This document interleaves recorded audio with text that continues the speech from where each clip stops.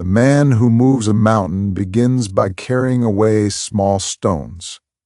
This ancient proverb, spoken by the philosopher Confucius, holds one of the most profound secrets to achieving the impossible.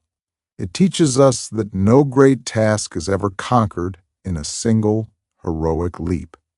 Instead, it is overcome by a series of small, consistent, and often unnoticed actions, repeated day after day, until the mountain itself begins to yield.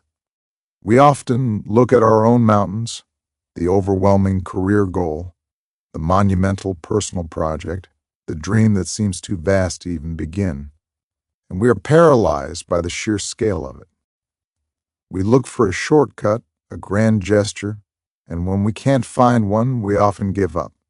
But I want to tell you the story of a man who faced a literal mountain of a problem, a dying world, and moved it, not with machinery or with an army of people, but with his own 2 hands, one small stone at a time. His name is Jadav Payeng. In 1979, he was just a teenager living on Majuli, an island in the Brahmaputra River in India. A massive flood had devastated the island, stripping it of its trees and leaving behind a vast, barren, sun-scorched sandbar. Payeng walked across this wasteland and saw a horrific sight, a pile of snakes, dead, baked to death on the sand, because there was not a single tree to offer them shade. That image broke his heart. It was a vision of the end of a world. The local elders told him nothing could be done. The sandbar was dead. The trees would never grow there again.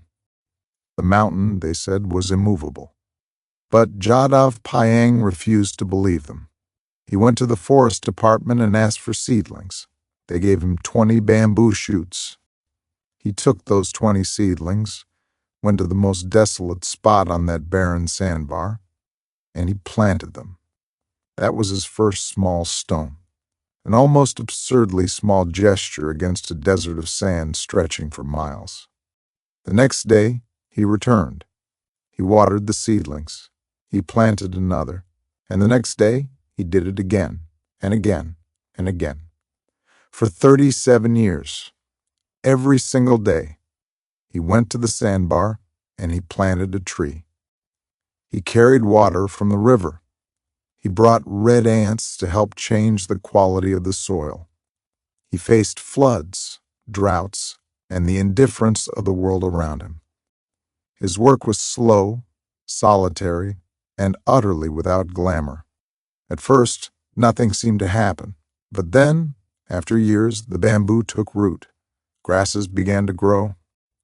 Other trees started to take hold. The ecosystem began to stir. Birds arrived. Then deer, rhinos, and even a herd of over 100 elephants made the growing forest their home. Eventually, even Royal Bengal tigers were spotted on the island, drawn by the thriving ecosystem. Today, that barren sandbar is a lush, dense forest covering 1,360 acres. For perspective, that is larger than Central Park in New York City. A single man, with no money and no help, created an entire ecosystem. He didn't just move a mountain, he built a living, breathing world, one seedling at a time. Jadav Payeng, now known as the Forest Man of India, teaches us the most vital lesson of all. Do not be intimidated by the size of your mountain. Do not wait for the perfect tool or the perfect moment. Simply find your first small stone, the one thing you can do today, and carry it. Then, do it again tomorrow.